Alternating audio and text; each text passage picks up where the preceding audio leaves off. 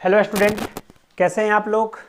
आज हम लोग कंटिन्यूटी को आगे बढ़ाते हुए नेक्स्ट लेक्चर पढ़ने वाले हैं। ठीक है, हम अभी बोल रहे हैं लेटरल एंट्री के लिए बहुत ही इंपॉर्टेंट टॉपिक है और अच्छे अच्छे सवाल आते हैं, है ना। कोई टाइम पास सवाल नहीं करने वाले अपन लोग।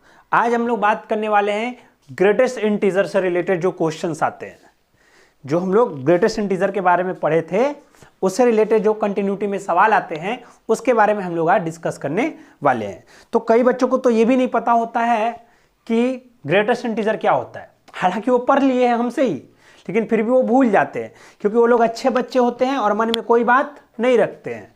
और जो अच्छे बच्चे होते हैं जो मन में कोई बात नहीं रखते हैं वो कल का पढ़ाया हुआ आज तो भूल ही जाएंगे, है कि नहीं। तो आज हम लोग बात करने वाले कंटिन्यूटी से रिलेटेड क्वेश्चन जो किसके ऊपर बनेगा, ग्रेटेस्ट इंटीजर। तो क्या होता है ग्रेटेस्ट इंटीजर, पहले इसकी बात करते हैं। बोलो क्लियर है। अच्छा, तो सबसे पहले क्वेश्चन आज करने वाले हैं ग्रेटेस्ट इंटीजर के। सबसे पहली बात कि ग्रेटेस्ट इंटीजर को इस वाले बॉक्स में लिखा जाता है। किस वाले बॉक्स में? इस वाले बॉक्स में। और यहां पर लिखा दिया गया x। क्या लिख दिया गया? x, है ना। जैसे कि एग्जांपल के लिए बोल दिया गया कि 4.9, तो इसका ग्रेटेस्ट इंटीजर क्या है? तो इसका ग्रेटेस्ट इंटीजर है 4। लिख दिया गया 4.7, तो ग्रेटेस्ट इंटीजर क्या है इसका? 4। हमने सिखाया था। लॉजिकली ये बात है, समझते रहना कि अगर x का वैल्यू 0 से बड़ा या 0 के बराबर हो और 1 से छोटा हो, किससे छोटा हो? 1 से छोटा हो, तो जो ग्रेटेस्ट इंटीजर का मान होगा वह मान 0 होगा। अगर तुमको बोल दिया गया कि अगर x का वैल्यू 1 से बड़ा हो और 2 से छोटा हो, तो जो ग्रेटेस्ट इंटीजर का मान होगा वह 1 होगा। कई बच्चों को लग रहा है ये हो क्या रहा है, बात को समझने की कोशिश करना। मैंने लॉजिकली समझाने की कोशिश करा, उसी कॉन्सेप्ट से तुम भी चलना, तुमको समझ में आ जाएगा। देख अभी 2 मिनट में समझ में आएगा कैसे। क्या कितने जनों को यह बात पता है, सिर्फ शॉर्ट में समझना, कि ऐसे एक्स एक्सिस को हम लोग खींचते हैं और यहां पर ऑरिजिन होता है, इधर -1 -2 -3 -4, इधर 1 2 3 4 5, ये सारे के सारे क्या लिखे हुए? इंटीजर लिखे हुए हैं। यहां पर कहां तक जा सकते हैं? इनफाइनाइट तक जा सकते हैं। यहां पर कहां तक जा सकते हैं? प्लस इनफाइनाइट तक, इधर माइनस इनफाइनाइट तक जा सकते हैं। ठीक है। अच्छा, सिर्फ कॉन्सेप्ट ये याद रखना है कि जब भी हम तुमको चलने के लिए बोले ना, तो तुम हमेशा इस साइड से चलते हुए आना, हमेशा। ठीक है, जब भी हम बोले चलने के लिए तो तुम किस साइड से चलते आओगे? इस साइड से चलते आओगे। और जो भी हम नंबर बोलेंगे ना, उस नंबर को वहां पे मार्क कर देना। बोलो क्लियर है। चलो स्टार्ट करते खेल। हम बोले -1.2, -1.2, चलो चलते हैं -1.2 कहीं यहां होगा। तो बोल तो कि जब तुम इधर से चले हो तो कौन से इंटीजर को अभी जस्ट पार किए हो? तो -2 को पार किए हैं। तो अगर -1.2 लिखा हो तो इसका ग्रेटेस्ट इंटीजर -2 होता है। अच्छा, फिर से सुनना। अगर हम बोले 5.6, तो चलना किधर से? इधर से। चलो 5.6, हाँ यहां पर। तो अभी जस्ट तुम किस इंटीजर को पार किए हो? तो अभी जस्ट हम 5 को पार किए हैं। तो इसका ग्रेटेस्ट इंटीजर 5.6 के लिए क्या लिखेंगे? 5 लिखेंगे। बोलो क्लियर एकदम, बोलो क्लियर एकदम। सिंपल बात, बोलो इसमें कोई शक वाली बात नहीं है। अब होता क्या है कि ग्रेटेस्ट इंटीजर के सवाल में हमको कुछ तंग करने की कोशिश करा जाता है। क्या करने की कोशिश करा जाता है? तंग करने की कोशिश करता है, और हम तंग हो भी जाते हैं। अगर जिनको अच्छे से ग्रेटेस्ट इंटीजर के बारे में देखना है वो जा सकते हैं, वीडियो में सब कुछ रखा हुआ है, हमने एक छोटा सा रिवाइज कराया। अब ना क्या एक दिन सवाल आया, ऐसे ही बैठे हुए थे और हम कंटिन्यूटी के बारे में सोच रहे थे। तो कंटिन्यूटी के बारे में जब हम सोच रहे थे तो हमको कुछ याद आ रहा था कि सर बोले थे कि मान लो कि तुमको एट x = a पर तुमको अगर चेक करना है कि फंक्शन कंटिन्यूअस है कि नहीं है, तो तुम क्या करना? तो तुम करना लिमिट a से कम पे चेक कर लेना। किसका मान? फंक्शन का मान। फिर लिमिट ए से थोड़ा सा ज़्यादा पर चेक कर लेना है, किसका मान, फंक्शन का मान, और फिर एफ ए पर चेक कर लेना, किसका मान, फंक्शन का मान। अगर तीनों बराबर आ गए ना तो समझ जाना ना कि फंक्शन कंटिन्यूअस है। याद रखना ये बहुत ही, एक्स जो होगा ना ए से कम तो होगा लेकिन बहुत ही छोटा कम। बोलो क्लियर है? अच्छा, तो अगर तीनों बराबर है तो इसको कर लेना। तो हम ना एक अंग्रेजी में सीखे कि अगर ये तीनों बराबर होगा तो फंक्शन कंटिन्यूअस होगा। हाँ, तो हम बोले कहाँ कहाँ तुम चेक करोगे वैल्यू, किसका, फंक्शन का, किसका वैल्यू, फंक्शन का। फंक्शन का वैल्यू चेक करना कहाँ पर, तो एक ए पर, दूसरा ए से कम पर फंक्शन का मान, कितना कम पर, तो एफ ए माइनस एच पर, तीसरा एफ ए प्लस पर, मतलब कि एफ ए से प्लस थोड़ा सा ज्यादा पर। यही तीनों पर ना फंक्शन का मान चेक करना। अगर ये तीनों बराबर हो गए तो समझेंगे फंक्शन कंटिन्यूअस है। पर इसमें कोई शक वाली बात नहीं है, हमने पिछले बार भी पढ़ा है, पिछले लेक्चर में पढ़ा है। ठीक है भाई, ये तो बहुत आसान बात सर बता रहे हैं, तो बहुत बढ़िया बात है। अब सोच कि अगर तुम सोच रहे हो कि कंटिन्यूटी में क्वेश्चन एक्स स्क्वायर आएगा और हम बना के खुश हो जाएंगे, वैसा कुछ कहानी नहीं है। एक बात हमेशा लॉजिकली मेरे को समझाओ कि ग्रेटेस्ट इंटीजर जो ये है, ये फंक्शन कंटिन्यूअस है कि नहीं है, या इसको एफ मान लो, ये कंटिन्यूअस है कि नहीं है। अब सवाल होता है कि किस पॉइंट पर कंटिन्यूअस है कि नहीं है।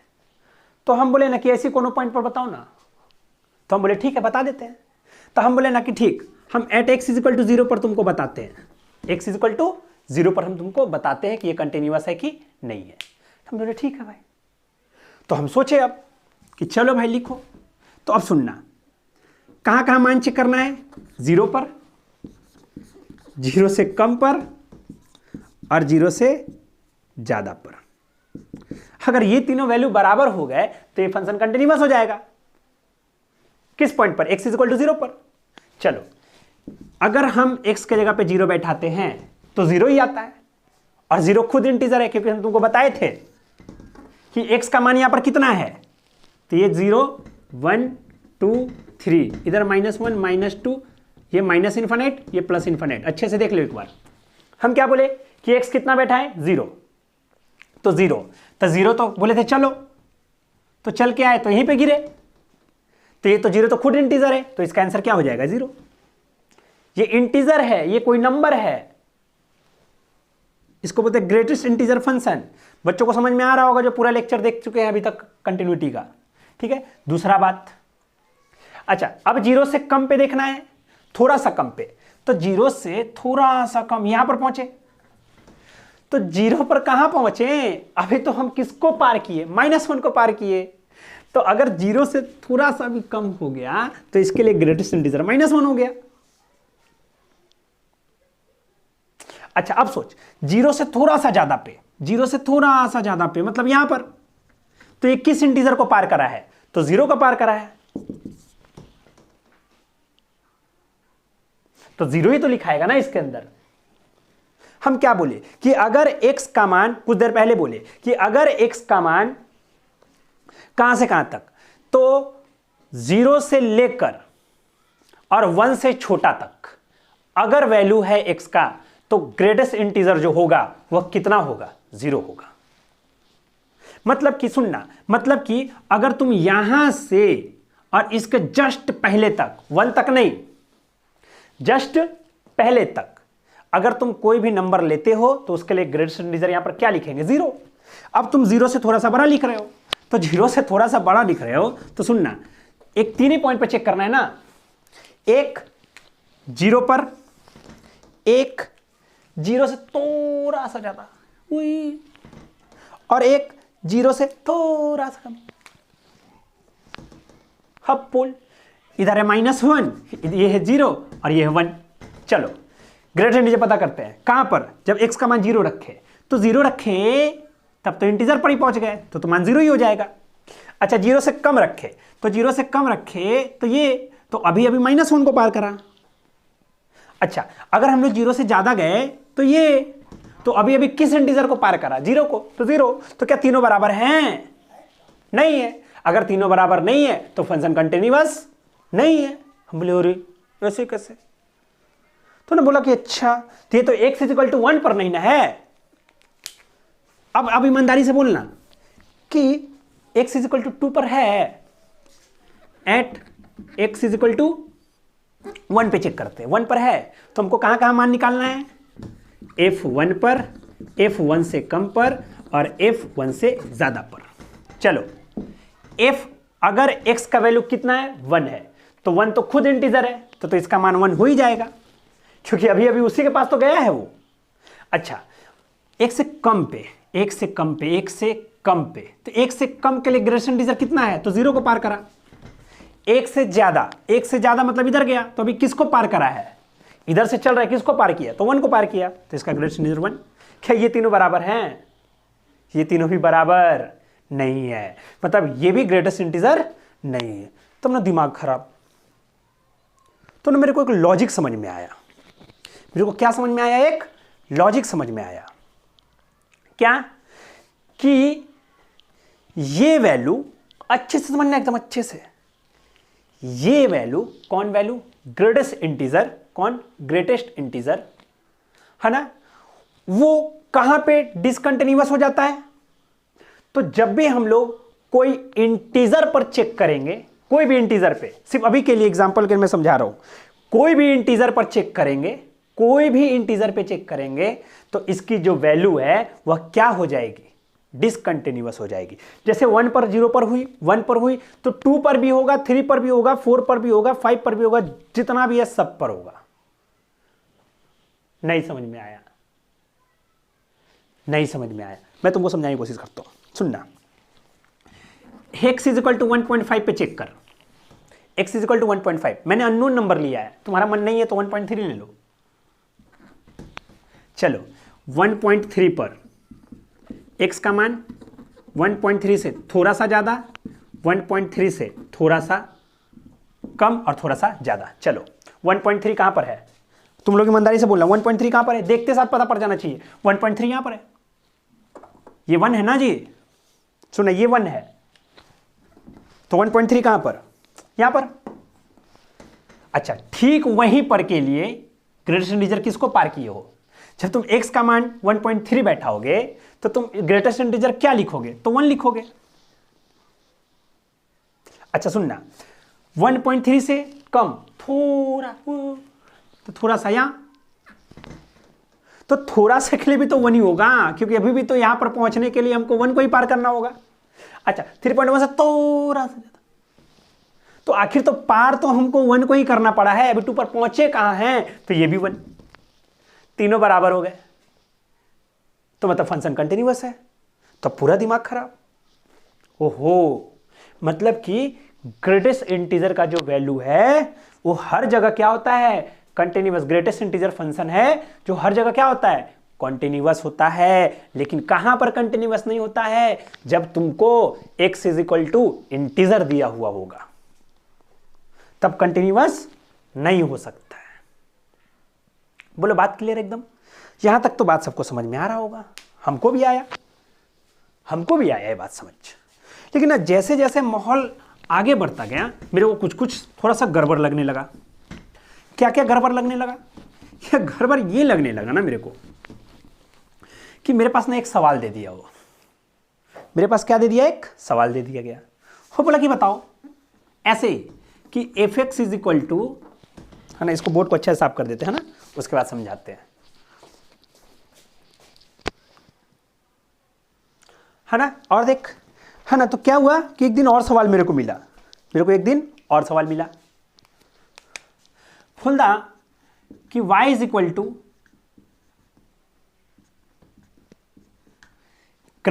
Greatest integer 2x। बोला कि बताओ ये ना कहां कहां डिसकंटिन्यूअस है। वो समझना, वो ये नहीं पूछ रहा है हमसे कि ये फंक्शन x = 1 पे कंटिन्यूअस है कि नहीं है। ये हमसे पूछ रहा है कि बताओ ये जो फंक्शन है वह डिसकंटिन्यूअस कहां कहां पर है। सही है। अच्छा, और वो बोला भी क्या बोला कि x 0 से बड़ा होना चाहिए और 3 से छोटा होना चाहिए। मतलब 0 से बड़ा और 3 से छोटा के बीच में ये फंक्शन कहां कहां डिसकंटिन्यूअस है। ठीक, वो ये बात बोला। हम क्या लॉजिक लगाएं? हम लॉजिक लगाते हैं सिर्फ एक एग्जांपल के लिए कि हमको तो ये पता है कि अगर अंदर वाला फॉर्म जो अंदर में लिखा हुआ है ये फंक्शन अगर ये इंटीजर हो गया तो फंक्शन डिसकंटिन्यूअस हो जाएगा। कुछ देर पहले सीखे हैं हम, याद है? कुछ देर पहले सीखे ना हम लोग कि अगर अंदर में इंटीजर है तो फंक्शन क्या हो जाएगा। अगर तुमको कंटिन्यूअस चेक करना है कहां पर, अगर कोई x इक्वल टू इंटीजर दिया हुआ है तो वहां पर ये ग्रेटेस्ट इंटीजर क्या हो जाता है, डिसकंटिन्यूअस हो जाता है। अब मेरे पास एक सवाल दे दिया गया, बोला कि y इक्वल टू 2x, ये बोला बताओ कहां कहां डिसकंटिन्यूअस है, और उसने पॉइंट दे दिया ये। बोलो क्लियर है? तो हमने देखा कि ये कहां कहां इंटीजर हो सकता है, इसका वैल्यू क्या क्या हो सकता है। सुनना, इसका वैल्यू हो सकता है 0 हो सकता है, 1 हो सकता है, 2 हो सकता है, 3 हो सकता है, 4 हो सकता है, 5 हो सकता है, 6 हो सकता है, 7 8 हो सकता है। जब ये जो वैल्यू 2x का वैल्यू ये सब हो जाएगा तो फंक्शन क्या हो जाएगा, डिसकंटिन्यूअस हो जाएगा। इसका मतलब अगर x का मान 0/2, 1/2, 2/2, 3/2, 4/2, 5/2, 6/2, 7/2, 8/2, मतलब कि x इज इक्वल टू 0,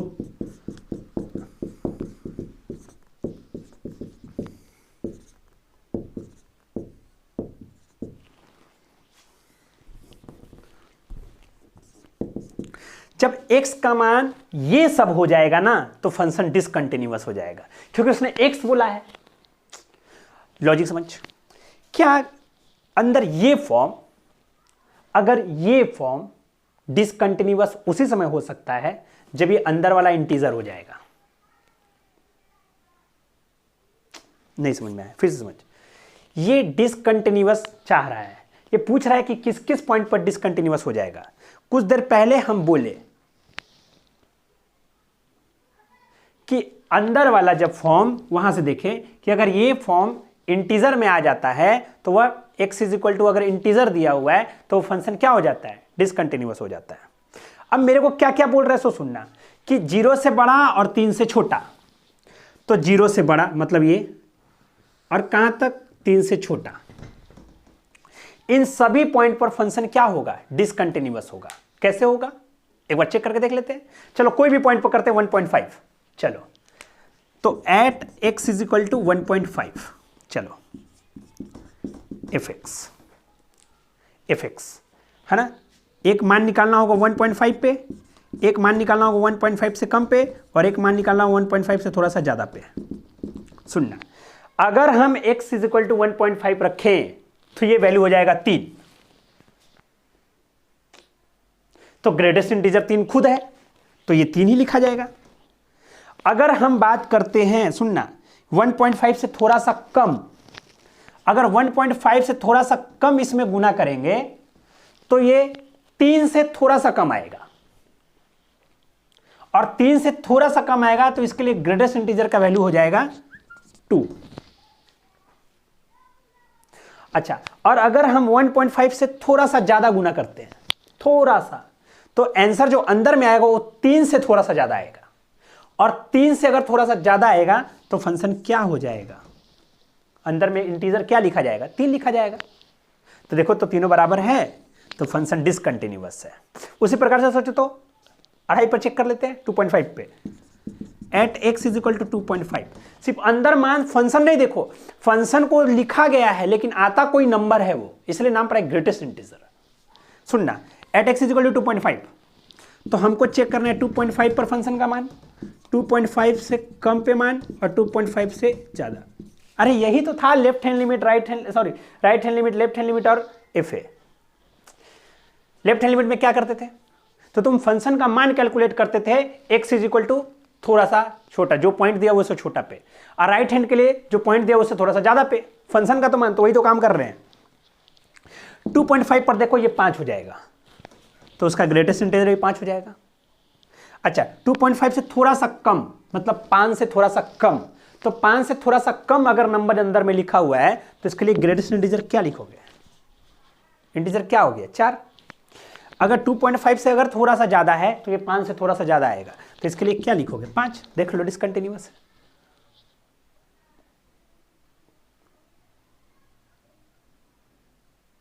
अच्छा तुम ये सोच, हम ये नहीं देखना, हमको ये बात पता है कि 2x जो अगर अंदर में इंटीजर बन जाएगा तो डिसकंटिन्यूटी होने का चांस है। हमने डिसकंटिन्यूटी वाले पॉइंट को चेक करा दिया। बोलो क्लियर है एकदम अच्छे से, ठीक है। अब सवाल करते हैं जो एग्जाम में आया हुआ है, ठीक है। लॉजिक एकदम समझने की कोशिश करना, बहुत आसान है। अगर तुमको ये बात समझ में आया हो तो अच्छे से देखना क्या दिया हुआ है। बोलता है कि एक फंक्शन है f(x), क्या है ग्रेटेस्ट इंटीजर साइन के फॉर्म में, फिर अंदर में ग्रेटेस्ट इंटीजर x, इस फॉर्म में इस टाइप का सवाल लिखा हुआ है, ठीक है। बोला कि आपको चेक करना है कॉन्टिन्यूटी किस पॉइंट पर, 1 और 2 पर। हम a1 पर चेक करते हैं, तुम 2 पर खुद से चेक करना, ठीक है। चलो आ जाओ, सुनना सॉल्यूशन। देख कितना स्मार्ट सॉल्यूशन है इसका। तो हम किस पॉइंट पर चेक करना चाहते हैं, at x is equal to 1 पर, तो at x is equal to 1। तो मेरे पास तीन बात, या तो हम फंक्शन का मान 1 पर चेक करें, क्योंकि सब ग्रेटेस्ट इंटीजर में दिया हुआ है तभी तो ऐसे लिख रहे हैं ना। या तो 1 से कम पे चेक करें, या तो 1 से थोड़ा सा ज्यादा। ये थोड़ा सा कम और थोड़ा सा ज्यादा है। अच्छा सबसे पहला बात, एक बात मेरे को थोड़ा सा समझा दो मेरे को, है ना। क्या बात है सो सुनना, है ना। चलो समझा दो बस, क्या बात है समझाना, सो समझ। अच्छा सुनना, x इज इक्वल टू 1 पर मान निकालना, x इज इक्वल टू -1 पर निकालना, x इज इक्वल टू -1 कहने का मतलब कि 1 से थोड़ा सा छोटा और 1 से थोड़ा सा बड़ा। क्या इसका मान निकालना है भाई। चलो सुनना, एकदम लॉजिक एकदम सुनना। साइन, अरे यही तो लिखोगे ना यार। अच्छा ये ग्रेटेस्ट इंटीजर है तो 1 का ग्रेटेस्ट इंटीजर 1 ही होगा, तो ये पर लिखा जाएगा साइन 1 ग्रेटेस्ट इंटीजर, ये 1 है। इसको डिग्री में हम लोग लिखेंगे साइन 57 के आसपास। अरे यार पाई इज इक्वल टू 180, तो 1 इज इक्वल टू 180 बटे पाई, पाई मतलब 22/7, ऐसे करके निकाल लो ना यार। 57 डिग्री होता है, हमको पता है। साइन 57 डिग्री का जो मान होगा, हमको नहीं होगा, नहीं मालूम कि क्या होगा, लेकिन हमको ये बात पता है कि 0 से 1 के बीच में होगा। तो 0 से 1 के अगर बीच में कुछ भी होगा तो इस पूरे के जगह पे तो हम लोग 0 ही लिखेंगे ना यार। ग्रेटेस्ट इंटीजर है यहां पर लिखना है। अच्छा और अंदर में मान क्या आ रहा है, जो वैल्यू है अंदर का वह है 0 से 1 के बीच में, तो 0 से 1 के बीच के लिए क्या हो जाएगा 0, तो इसका मान 0। अरे इसको लिखोगे ना ऐसे यार, ग्रेटेस्ट साइन 1। अच्छा इसका मतलब साइन 57, क्योंकि 1 को लिखते हैं 57 डिग्री। अच्छा इसका मान जो होगा, और देख लो ना यार 60 है, 60 से कम मतलब कि √3/2 से थोड़ा सा कम, तो √3 का मतलब 1.7, 3 कुछ होता है और बटा 2, तो 0.8 के आसपास। अरे 0.8 ले लो या 0.7 ले लो, इसके आसपास आ रहा है अंदर का मान। और 0.7 के लिए ग्रेटेस्ट इंटीजर कितना लिखा जाएगा 0। दूसरा 1 से कम के लिए, 1 से कम, 1 से कम सुनना, साइन ग्रेटेस्ट इंटीजर 1 से कम, 1 से कम डिग्री, 1 से कम ना, तो मतलब कि डिग्री में 57 से कम, डिग्री में कितना से कम, 57 से कम। अगर डिग्री में 57 से कम,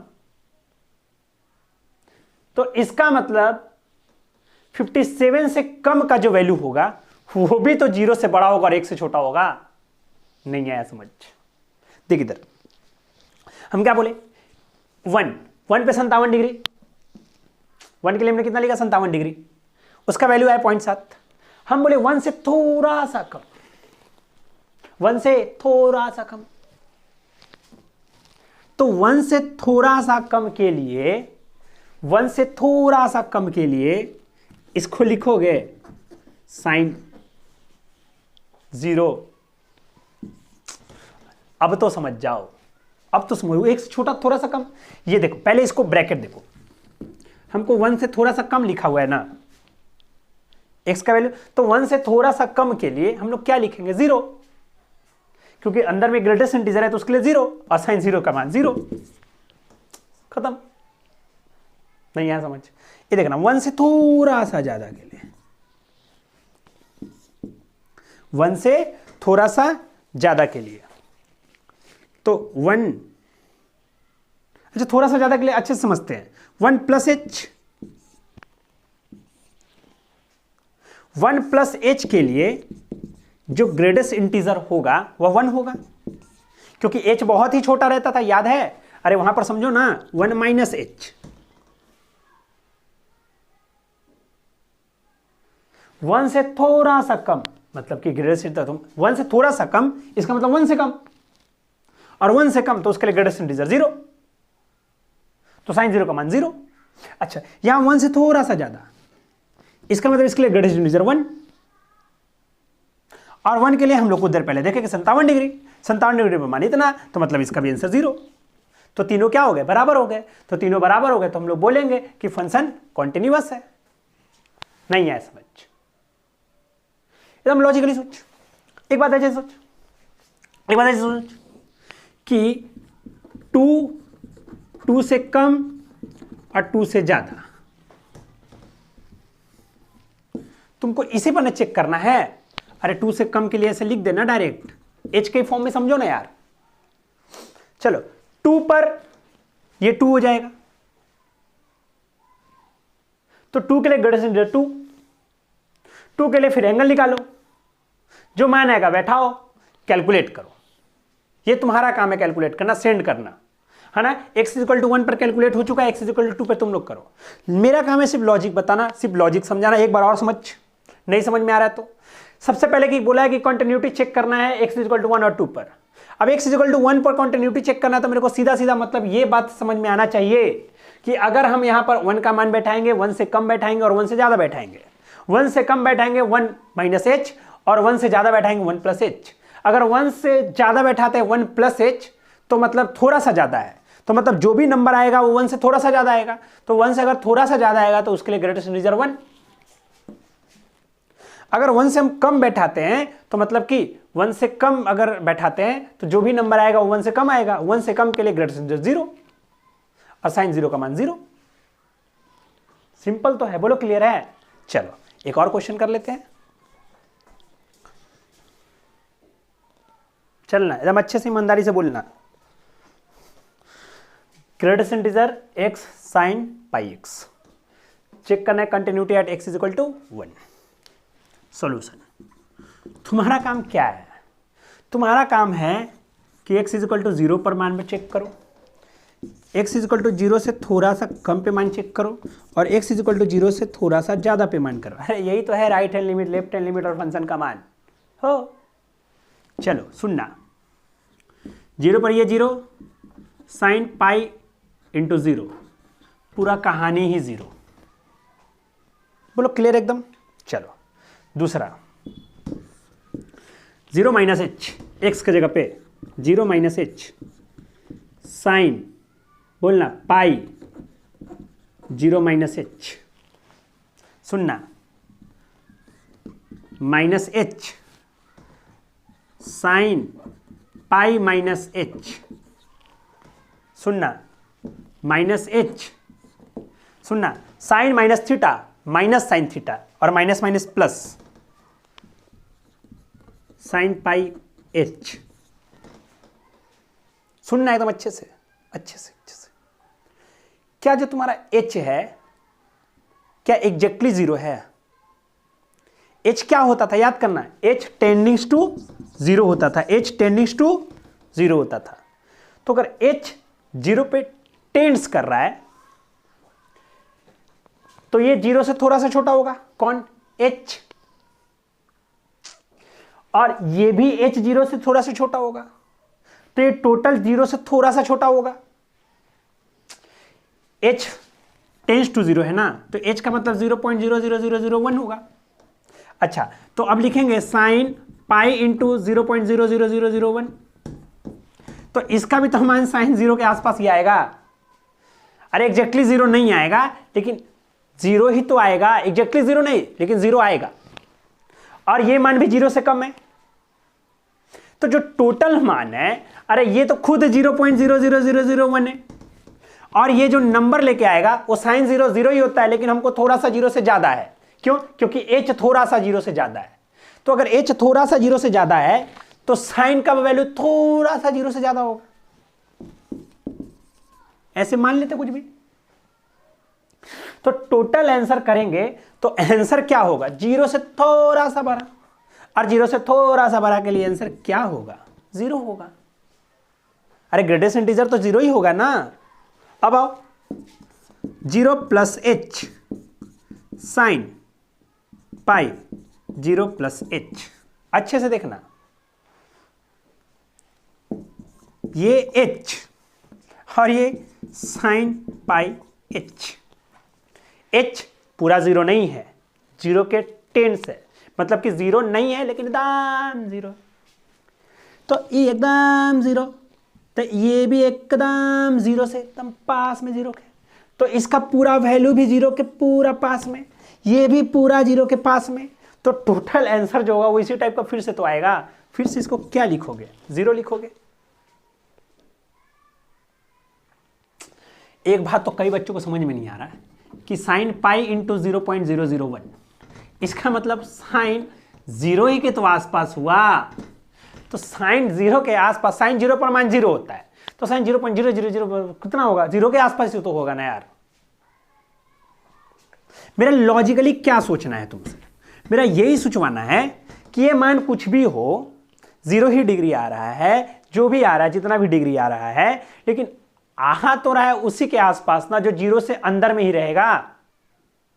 अरे ये तो वन तो नहीं हो जाएगा, ये वन से तो ज्यादा नहीं हो सकता है, क्योंकि साइन का वैल्यू ही वन से ज्यादा नहीं होता है। तो ये तो होगा तो जीरो के आसपास ही होगा, और ये भी तो खुद जीरो के आसपास है। चलो एक क्षण को मान भी लिए कि ये थोड़ा सा जीरो से ज्यादा हो गया, ढेर ज्यादा हो गया, लेकिन ये जो 0.0001 है ये तो उसको पूरा जीरो के आसपास कर देगा। और जब जीरो से थोड़ा सा बड़ा होता है तो उसके लिए ग्रेटेस्ट इंटीजर हम लोग जीरो लिखते हैं। तो तीनों क्या हो गए? बराबर हो गए। तो ये हम लोग क्या बोलेंगे कि ये भी फंक्शन क्या है? कॉन्टिन्यूअस है। कौन? ये वाला। Therefore function is continuous. तुम लोग स्पेलिंग खूब देखते हो, बट कॉन्टिन्यूअस स्पेलिंग देख लेना। बोलो क्लियर है? चलो मिलते हैं नेक्स्ट क्लास में ना। Thank you.